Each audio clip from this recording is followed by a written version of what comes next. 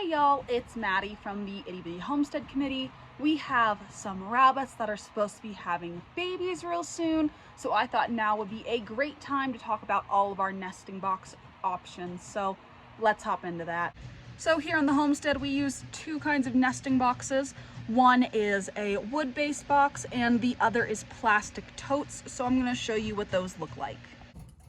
For our Rex and mini Rex, we use wooden boxes like this. They're just basic prefab boarded boxes. If you want, you can have a baby saver, which is basically a flat board that goes across here that scrapes the babies off when mom jumps out. But what I really like about these is that they do have this little area up here where mom can escape and get out of the way of the babies once she has them. The other option we have are these big plastic totes like this. You can just get these from Walmart.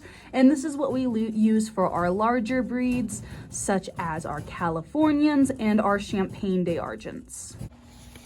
Inside our nesting boxes, we will first put down a layer of pine shavings like this. They're super absorbent and really easy for the rabbits to dig into to build their nests. But when it comes to our pine shavings, we ensure to use kiln dried pine shavings to basically get rid of anything that would cause any allergic reaction from the rabbits, such as sap. So if you're going to get pine shavings, make sure they're kiln dried. On top of the pine shavings, we will put a layer of alfalfa hay. That way the mom can either build her nest up with it or she can eat it as she so chooses. So this mama right here, if you look, she started to build a nest and it's just that little divot back in there. And she's decided to go ahead and build her nest using hay. As the mamas get closer to birth, they will start pulling fur from their dewlap area, which is the extra hanging skin underneath the doe's chin. Sorry, mama. Belle was pulling fur earlier. I have no idea where that fur went, but we are hoping that either today or tomorrow, Miss Belle is going to give us some champagne babies, which is about gosh darn time because this is month either 3 or 4 that we have tried to breed her.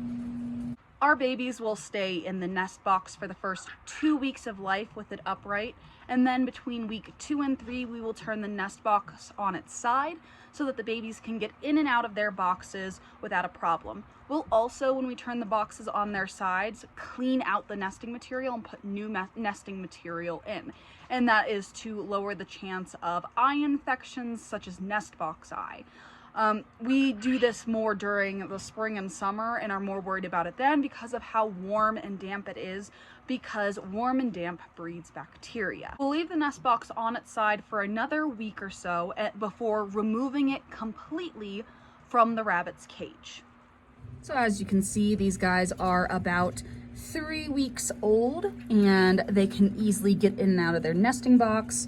And this is about how big they are. They're really sweet compared to this litter of babies, which are more than double their size at 8 weeks.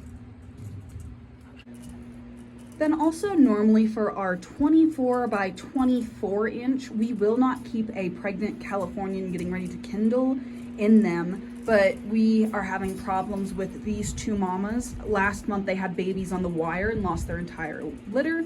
So we're trying to keep them in the smaller cages to Kindle so that they have the babies in the box and they don't have room to have them on the wire.